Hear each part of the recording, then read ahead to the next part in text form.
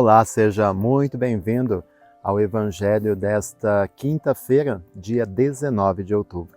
Como é bom poder contar com a sua companhia nesse caminho de todos os dias, ouvindo e discernindo a palavra do Santo Evangelho. Como sempre, eu peço a sua ajuda para que o YouTube possa entregar esse vídeo para mais pessoas. Deixe o seu joinha, inscreva-se no canal, compartilhe e me ajude a evangelizar desta forma. O evangelho de hoje é o de Lucas, capítulo 11, versículos do 47 ao 54. O Senhor esteja convosco. Ele está no meio de nós. Proclamação do Evangelho de Jesus Cristo segundo Lucas. Glória a vós, Senhor. Naquele tempo, disse o Senhor: Ai de vós, porque construís os túmulos dos profetas. No entanto, foram vossos pais que os mataram. Com isso, vós sois testemunhas e aprovais as obras de vossos pais, pois eles mataram os profetas e vós construís os túmulos. É por isso que a sabedoria de Deus afirmou: Eu lhes enviarei profetas e apóstolos, e eles matarão e perseguirão alguns deles, a fim de que se peçam contas a esta geração do sangue de todos os profetas, derramado desde a criação do mundo, desde o sangue de Abel até o sangue de Zacarias, que foi morto entre o altar e o santuário. Sim, eu vos digo, serão pedidas contas disso a esta geração. Ai de vós, mestres da lei, porque tomastes a chave da ciência. Vós mesmo não entrastes, e ainda impedistes os que queriam entrar. Quando Jesus saiu daí, os mestres da lei e os fariseus começaram a tratá-lo mal e a provocá-lo sobre muitos pontos.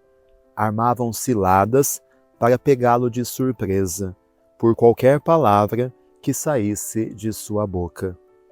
Palavra da salvação, glória a vós, Senhor. E continuamos ouvindo estes embates entre Jesus, os fariseus e os mestres da lei. Hoje, Jesus toca num ponto que, para os fariseus, é muito doloroso.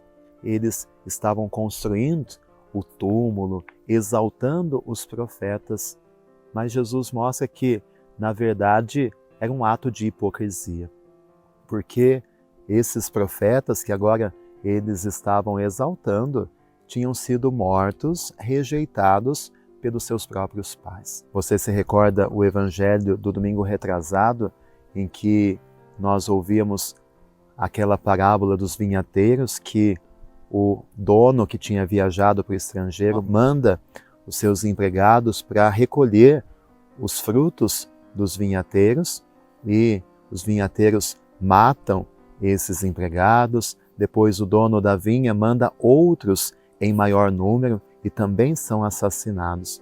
E esses empregados daquela parábola representam justamente os profetas, que foram os enviados de Deus para mostrar os erros que o povo de Israel estava cometendo e para recolher os frutos de amor, de bondade, de justiça que Deus esperava do seu povo.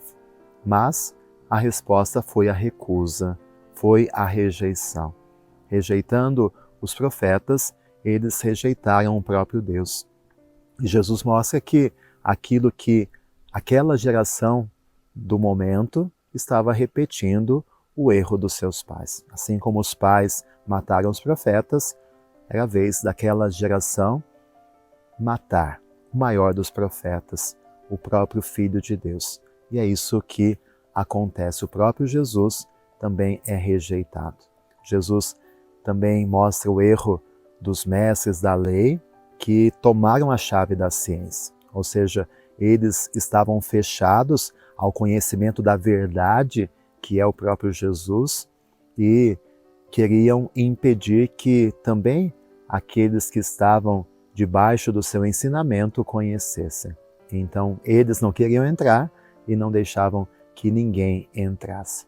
E esse exemplo dos fariseus e dos mestres da lei, é sempre uma oportunidade para nós olharmos a nossa vida, olharmos a forma como nós estamos vivendo a religiosidade. Em primeiro lugar, verificando se não existe hipocrisia da nossa parte, ou seja, de queremos manter um discurso, uma aparência, mas na verdade não estamos aceitando a proposta de Jesus na nossa vida.